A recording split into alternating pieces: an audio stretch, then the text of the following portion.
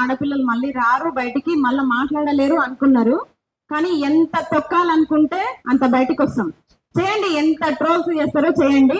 నిజంగా ఆ రోజైతే ఇంకొకటి, తెలంగాణ మీ అయ్య జాగిరా అన్నారు కదా, మా జాగిరే. మరి మా జాగిర్లా మా జాగాల మీరు ఇల్లు కట్టుకొని ప్రెస్ మీట్లు పెట్టి మా జాగాలని కబ్జాలు చేసుకుంటా ఈరోజు మీ అయ్య జాగిరా అంటే ఎవడయ్య జాగిర్? మరి మేం కొట్లాడుకున్న తెలంగాణ ఆనాడు నేను రజాకార్ వ్యవస్థను నేను చూడలే, నిజంగా నా కళ్ళతో చూడలే. కానీ ఈనాడు జనసేన రజాకార్లను మాత్రం నేను చూస్తున్నా. ఆనాడు రజాకార్లు వివస్త్రలను చేసి బతుకమ్మను ఆడిచ్చిరని పుస్తకాల్లో చదివిన, నేను బతుకమ్మ సినిమాలో చూసిన. కానీ ఈనాడు జనసేన రజాకార్లు మమ్మల్ని సోషల్ మీడియాలో వివస్త్రలను చేస్తున్నారు. ఎంత అన్యాయం అండి!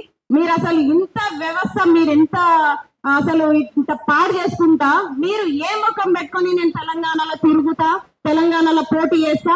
ఇంతకు ముందు తెలంగాణలో మీరు పోటీ చేయలేదా? ఇప్పుడు కూడా చేయండి. మీరు పోటీ చెయ్యాలి, మేము మిమ్మల్ని ఓడగొట్టాలి. మేము తెలంగాణలో ఇదే అనుకుంటున్నాం, ఇదే కోరుకుంటున్నాం. ఇంకొకటి, అమ్మ అంజనమ్మ మీ కొడుకు హనుమంతుడు అనుకుంటున్నారేమో, వామ మురిసిపోకండి. మీ హనుమంతుడు కాదు, మీ కొడుకు రావణాసురుడు.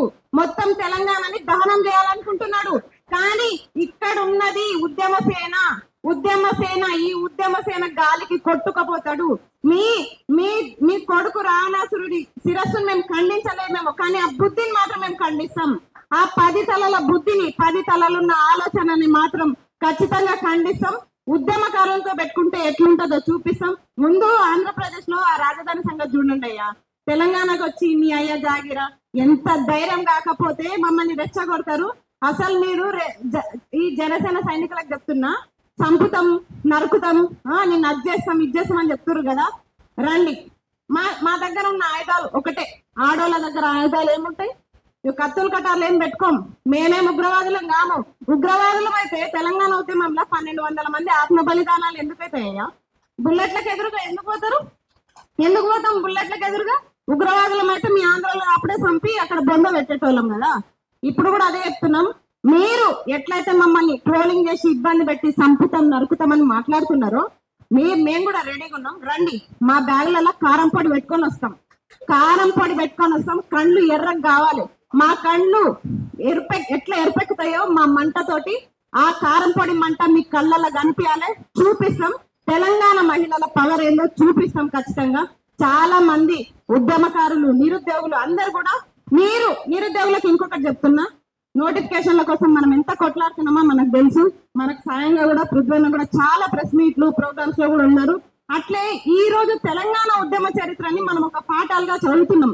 కానీ ఈ రోజు ఆ తెలంగాణ అస్తిత్వానికి సమస్య వస్తుంది, ప్రమాదం వాటిల్లుతుందంటే ఇంకా ఎందుకు మీరు ఇంకా ఉద్యమాల బుక్కులు చదువుకుంటూ కూర్చున్నారు? బయటికి రండి కదా. ఫస్ట్ తెలంగాణను కాపాడుకుందాం, ఆ తర్వాతనే మనం ఆ ఉద్యమ పాఠాలు చదివినాం ఆల్రెడీ. మన సంస్కారం గొప్పది. ఆంధ్రాల చరిత్రను కూడా పాఠాలుగా చదువుకొని ఇప్పటికీ పరీక్షలు రాసినాం మనం. అయినా సరే ఈ వీళ్ళకి విశ్వాసం లేదు. అందరికీ కాదు, ప్రజల్ని మనం అనొద్దు, సామాన్య ప్రజల్ని మనం అనొద్దు. కానీ ఈ నాయకులు, ఉగ్రవాదులు, మీ అయ్య జాగిరా, మీ అబ్బ జాగిరాని మనల్ని హేళన చేస్తున్నారు. అట్లాంటి వాళ్ళకి మాత్రం ఖచ్చితంగా బుద్ధి చెప్తాం. జనసేన పార్టీ నుంచి మీరు పోటీ చేస్తారా? తమ్ముడు పవన్ కళ్యాణ్ చెప్తున్నా, ఇప్పుడు కూడా చెప్తున్నా, పోటీ చేయి నువ్వు. నేను ఒక అక్కగా చెప్తున్నా, తెలంగాణ అక్కగా, నిన్ను ఓడించే బాధ్యత మాత్రం మాదే.